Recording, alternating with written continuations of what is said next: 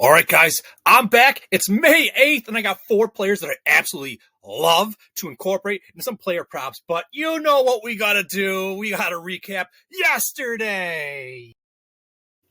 Bang! Oh, Isak Paredes, baby. Oh, this is your debut on the channel. And what do? You say you want to come back? Oh, you're welcome. You come back anytime. You're going to hit a home run. Oh, you got to love it. Home run, 3 hits. 2 runs, man, my English teacher was like, what the hell are you doing? There's no space between the 2, and you're capitalizing the S. An RBI and 6 total bases. You are welcome, baby, he says. Oh, thank you very much. Bang! Bobby Witt Jr., baby, he knocks in 2 hits for us, so we get 2 total bases. He's been very reliable for us all season, and he showed it again tonight. Moving on, Shohei Otani's game's just starting. I feel really good about it. And there's only one other guy that we had today. Let's see how he did. Say it ain't so. Oh, he couldn't get it done for us, CJ Abrams. Absolutely loved his matchup.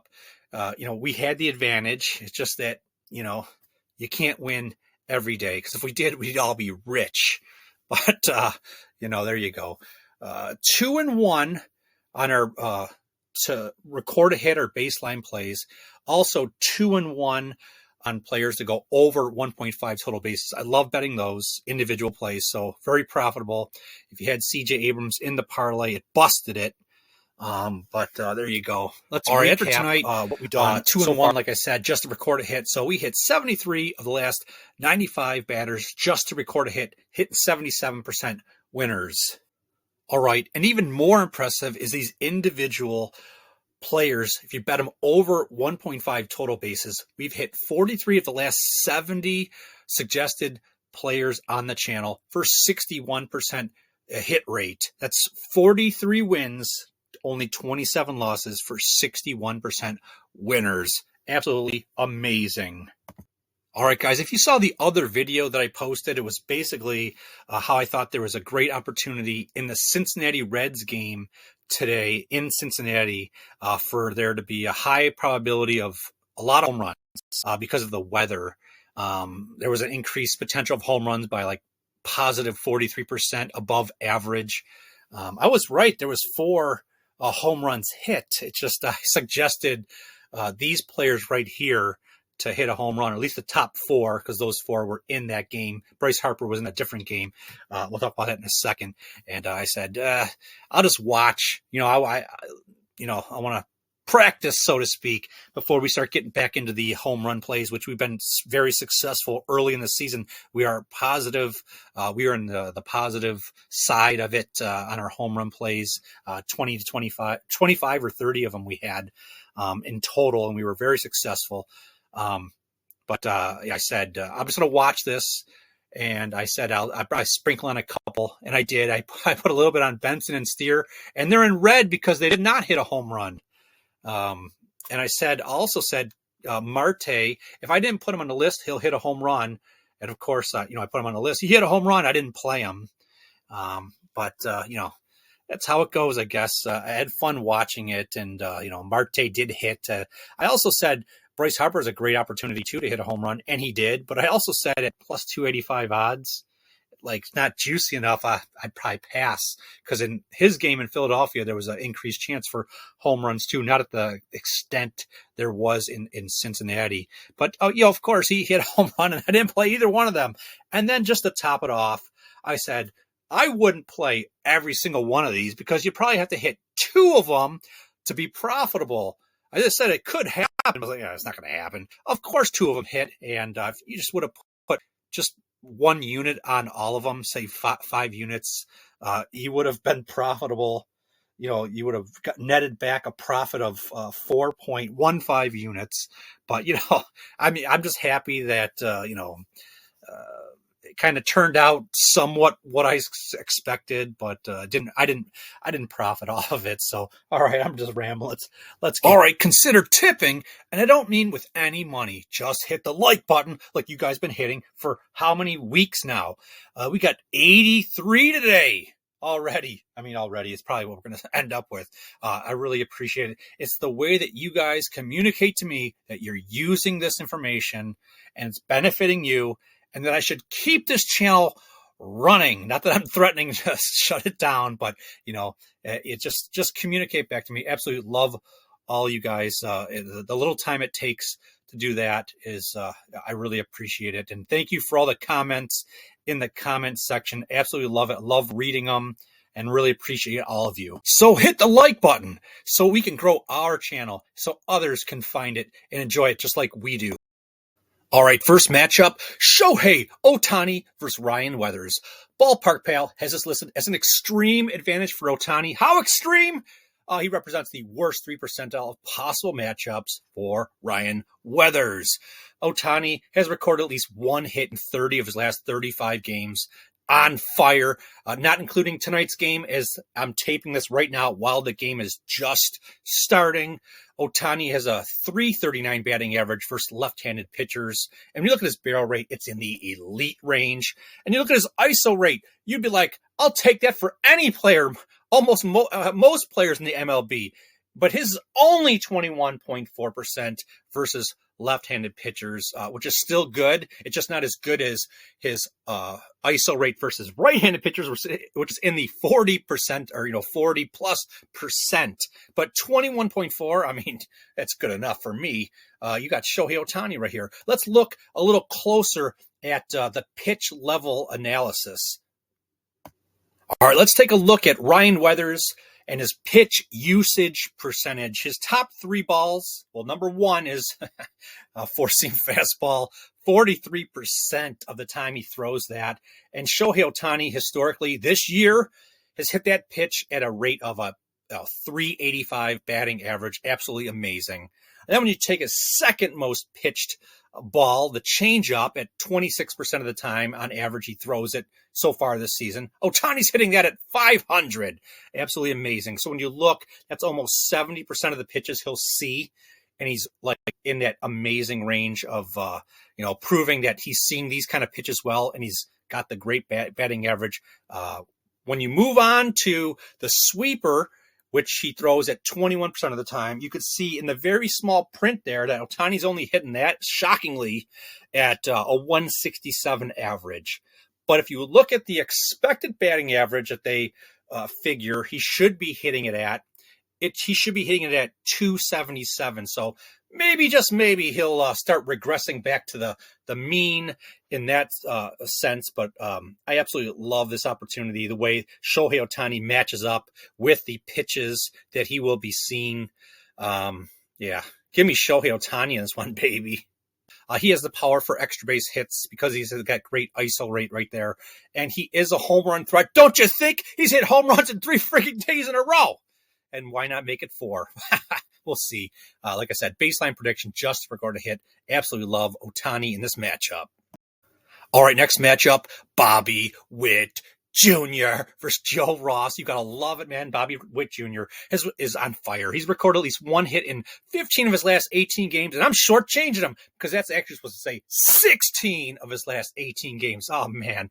I'm sorry, man. I didn't mean to do that to you. Ballpark Pal has this listed as an extreme advantage for Witt Jr. To what effect? He's just the worst 4 percentile of possible matchups for Joe Ross. When you look, Bobby Witt Jr. is hitting .333 off right-handed pitchers. I think this is a great opportunity. He's got a barrel rate that's just below the elite status. It's still in the good range. It's in the upper end of the good range. And his ISO rate is in the upper end of the good range also, just knocking on the door of elite. Absolutely love this opportunity. Let's look a little closer at the pitch level data between these two. All right, when you look at Joe Ross's pitch usage percentage, his top 3 balls he throws are the slider, sinker, and four-seam fastball. And, we don't need to make the slide any longer. You can see that Witt Jr. Hits his slider at 350. He hits the sinker at 303, and he hits the four-seam fastball at 324. Absolutely elite level batting averages versus all 3 of these pitches. I absolutely love this matchup for Bobby Witt Jr. I think he gets the job done for us. All right. In conclusion, baseline prediction to at least record a hit. I don't think that's too much to ask for. He has the power to hit for extra bases. So the over 1.5 total bases type of bet is in play, just like it is for Shohei Otani. He is a home run threat. I don't necessarily going to play him for a home run threat as a home run threat, but he has the ability to just, he has the power to do that. So there you go. Use Bobby Witt Jr. in any way, shape, or form you deem appropriate for your betting style. All right, next matchup, Juan Soto versus Spencer Arrighetti. Don't let us down, Juan Soto. He's recorded at least one hit in 22 of his last 27 games. He's on fire, but the last time we played him, he, didn't help us out. I'll put it that way. Ballpark Pal has this listed as an extreme advantage for Soto. To what effect? Oh, he's just the worst 1% possible matchups for Arrighetti. So I absolutely love this one. I always say with him, he scares me because he walks so much and he only has so many at-bats in a game, So, but I think that this is a great matchup, and I'm willing to, give him another chance. Do you think so? Do you think that's fair? I think it's fair. There you go. He's hitting 315 batting average off of right-handed pitchers. Absolutely love that. His barrel rate's elite. His ISO rate's elite. Everything's friggin' elite right there. Let's look at the pitch level data between these two. All right, really quickly, Arrighetti pitch usage percentage, almost 50% of his balls are the fastball, 46%, and Soto's hitting that at 317. Absolutely love it. His next best pitch, or next most frequented pitch on average so far this season, is 23% via the cutter, and Soto's hitting that at 333. And then when he throws the curveball in at 15% of the time, Soto hits that at 364 average so far this season. Absolutely love this opportunity between the two. I think Soto matches up really well, and then we can hopefully trust him to get the job done for us today. All right, in conclusion, baseline prediction to at least record a hit, yes. Has he have the power for extra bases? Of course he does. Look at that ISO rate. It's in the elite range, and he's always a home run threat. Am I going to play him for a home run? Probably not. Just get us at least a hit. I mean, even more. I'm probably playing the over 1.5 total bases. So if you're going to get just one hit, please make it a double or triple or a home run, because I'm playing you. I need you to get two bases for me. That's how I'm going to approach this one right here. Give me Juan Soto and use him in any way, shape, or form that you think is going to, bring you to the winner's circle. All right, the final matchup, Mookie Betts versus Ryan Weathers. When you look, Mookie's recorded at least one hit in 28 of his last 37 games. Ballpark Pal has this listed as an extreme advantage for Mookie Betts, to the tune of he's the worst 1% possible matchups for Ryan Weathers. They have a little bit of history together, just 3 at-bats, and Betts, got one hit, and that hit resulted in a home run. So can you do it again? I'd love it. But, barrel rates at 6.2. It's been under the good range all season. It doesn't really concern me. His ISO rate is just under the good range, but that doesn't concern me either. We know who Mookie Betts is. He's hitting 333, his batting average off of left-handed pitchers. Absolutely love this matchup. Let's look at the pitch level data.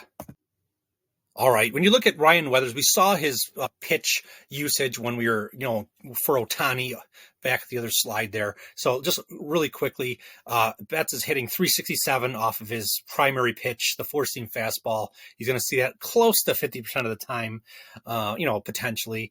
And then the next pitch, the changeup, he's hitting it at a kind of low 188 batting average. But when you look at his expected batting average that he should be, or like they expect him to be hitting, he should be near a 284 average. So hopefully he will regress, or I guess progress back to the mean there and have some success. And then when he sees the sweeper, he hits it at 286. I still love this opportunity for Mookie Betts in this matchup for today. So there you go. So baseline prediction is just to record a hit. I don't think it's too much to ask. I always say that. And he has the power for extra bases. I think so. I'm going to play him probably for the over 1.5 total bases. Somewhat of a home run threat. I mean, he hasn't hit one in a long time. And, I kind of stay away from that one. So there you go. 4 players that I absolutely love to incorporate in any way, shape, or form. The player props that you feel, if you're a parlay player, select the ones you like and put them in a parlay. Like I said, if you're like me, I like playing the individual bets more often, where you just have have to have them go over 1.5 total bases. They're priced, reasonably most times at like a little bit plus money, even money, sometimes minus 115. It all depends. So I really like doing that. So there's 4 options. That's it. I'll talk to you guys tomorrow.